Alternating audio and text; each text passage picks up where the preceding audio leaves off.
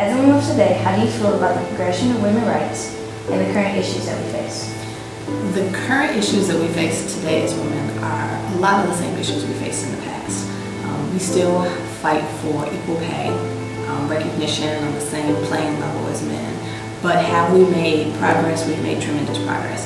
Women have learned that once we use our collective voices, that we are heard. So yes, pay has increased drastically for women. Yes, we are in different areas that we've never been before, in sports, in education, academia, in the government. But we still have a long way to go.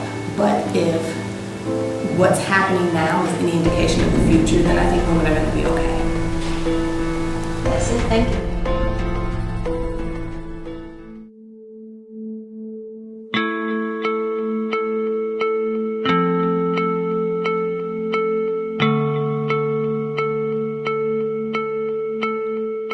Feminism isn't about making women stronger. Women are already strong. It's about the way the world perceives that strength. G.D. Anderson. Women have always had to fight in order to achieve their goals. Like men, females are powerful. Each and every person who inhabits this earth should be treated equivalently. Each and every inhabitant varies in physical appearance, race, religion, sexuality, gender, etc. In the same note, we hold these truths that all men are created equal. They are endowed by their Creator with certain inalienable rights. That these are life, liberty, and the pursuit of happiness. It's a great quote, but it's missing the key word, women. In the year 1913, many suffrage organizations were founded, such as the Alpha Suffrage Club of Chicago, founded by Ida B. Wells.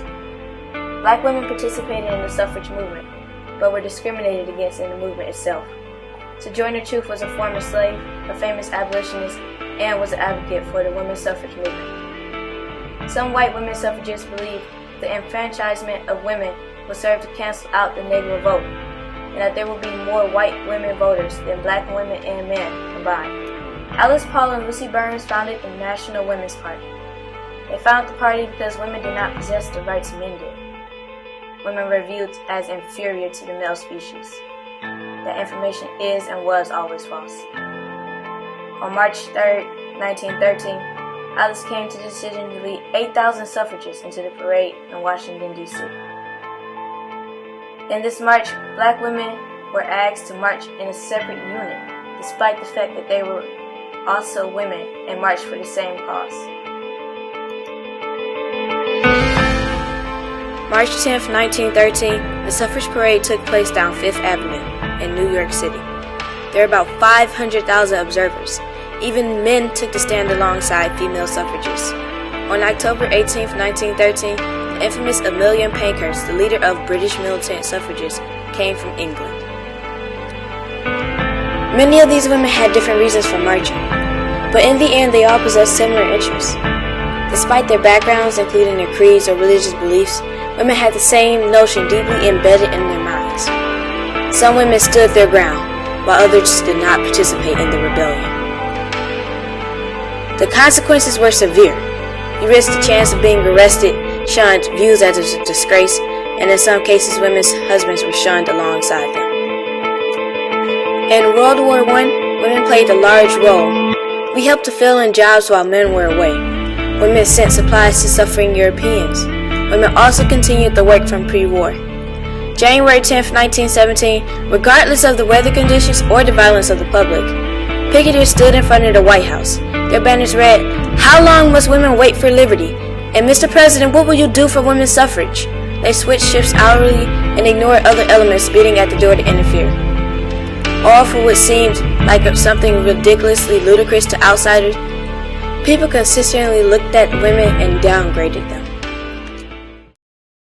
April 2, 1917, Jeannette Rankin from Montana was formally seated as the first woman elected into Congress in the U.S. House of Representatives. June 22, 1917, picketers were arrested from National Women's Party. The first charges began with obstructing traffic. They were unjustly treated in jail, which later served as another reason for the suffrage cause. On days November 27th and 28th, 1917, they unconditionally released the picketers. They released them because of the public's outcry and the picketers' hunger strikes. President Wilson declared his support publicly of the federal women's suffrage amendment on January 9, 1918. January 10, 1918, the House voted with the result of 274 to 136 in favor of the suffrage amendment. But in the end, the Senate failed to pass the amendment. Finally, on September 30, 1918, President Wilson personally addressed the Senate, arguing on the behalf of women for women's suffrage. May 21, 1919, the House of Representatives passed the federal women's suffrage amendment with a vote of 304 to 89. It passed over the two-thirds requirement. June 2, 1919, the Senate passed the 19th Amendment, which reads, "Rights of citizens of the United States shall not be denied or abridged by the United States or by any state on account of sex." And then, when the 19th Amendment was passed officially in 1920, it would require another large movement for black women to be officially franchised. As decades went by, us women didn't necessarily earn our rights, but instead seized our natural rights. The life of a woman steadily progressed. Women went from basic maid to ultimate warrior. The truth is, women have always been warriors. Yet at last, we still have to fight to completely incinerate and abolish the idea that women are less.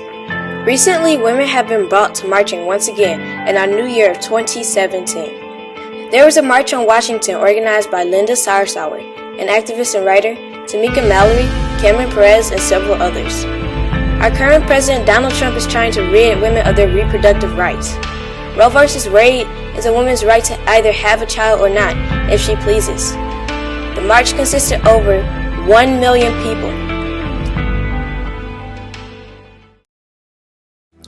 A woman's power is underestimated by many. Women are life, women are death, women are human, and in some cases, women are God's helpers. When most hear the words soldier, fighter, leader, and innovator, they probably picture a man.